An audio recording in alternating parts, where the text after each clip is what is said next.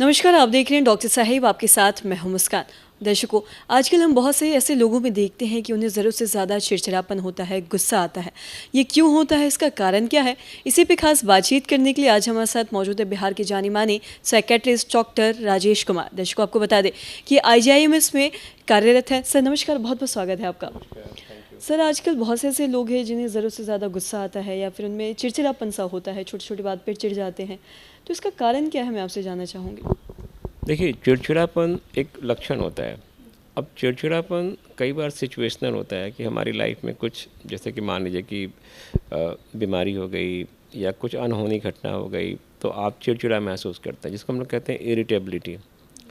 अब जैसे कि आपकी लाइफ में अगर फ्रस्ट्रेशन हो रही है या डिसअपॉइंटमेंट है, अगेन जो आपकी जो डिमांड है या जो एक्सपेक्टेशन है और जो उसके अनुपात में आपको जो मिल रहा है, अगर उसमें गैप होता है तो you feel frustrated, irritated and disappointed. अब चिड़चिड़ापन या सॉरी चिड़चिड़ापन या इरिटेबिलिटी कई बार it can lead to anger, जिसमें इंसान में शारीरिक और मानसिक बदलाव आते हैं, और कई बार ये एंगर आपके वर्बल या फिजिकल एक्शंस में आ सकते हैं कि आप जैसे गाली गलौज करना, मारपीट करना। तो चिड़चिड़ापन देखा जाए तो सिचुएशनल हो सकता है, जो नॉर्मल हो सकता है कि भाई आज मेरे बॉस ने मुझे कुछ कह दिया और मुझे बहुत गुस्सा आया और मैं चिड़चिड़ा महसूस कर रहा हूँ। तो वो चिड़चिड़ापन कुछ समय के बाद अपने आप ठीक हो जाता है। जैसे आपका माहौल बदल गया, आप दोस्त से मिल लिए, घर चले गए, तो दैट्स कॉल्ड नॉर्मल इरिटेबिलिटी।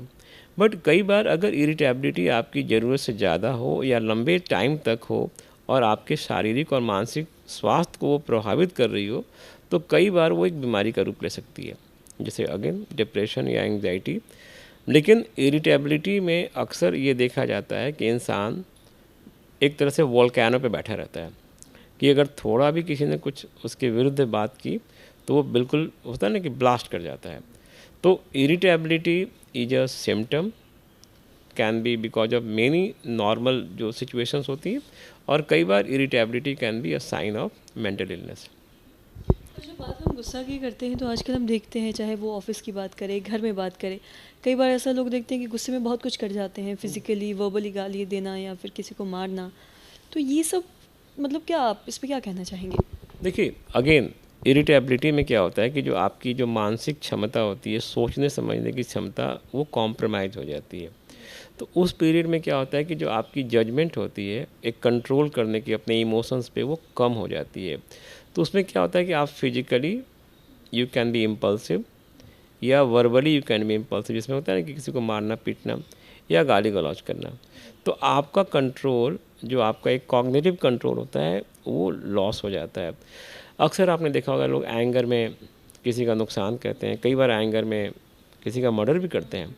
तो कहीं ना कहीं एंगर में जो आपकी जो मानसिक क्षमता है वो कहीं ना कहीं कॉम्प्रोमाइज़ हो जाती है, और इंसान की जो विवेक बुद्धि होती है, जो जजमेंट कैपेसिटी होती है to feel what is right and wrong, कि ऐसा करने से मेरे लाइफ में क्या हो सकता है, वो कॉम्प्रोमाइज़ हो जाती है या वो कई बार नष्ट हो जाती है।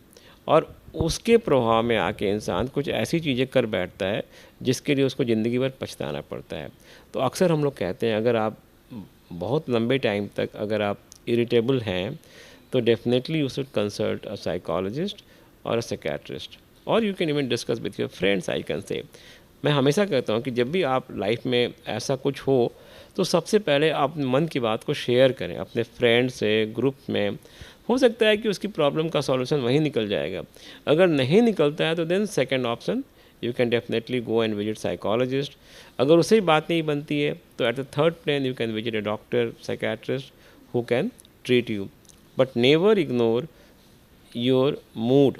अगर आपका मूड ये कह रहा है कि मैं आजकल बहुत ज़्यादा गुस्सा कर रहा हूँ, बहुत चिड़चिड़ापन हो रहा है, मैं छोटी छोटी बातों में बच्चों को डांट रहा हूँ, घर में सामान को इधर उधर करता हूँ, तो इट मीन्स कि there is need to consult a doctor. Sir, बहुत बहुत शुक्रिया तमाम जानकारी देने के लिए। तो आशा करते हैं दर्शकों की जो तमाम जानकारी है आपके लिए लाभदायक रही हो। तो आज की इस वीडियो में इतना ही।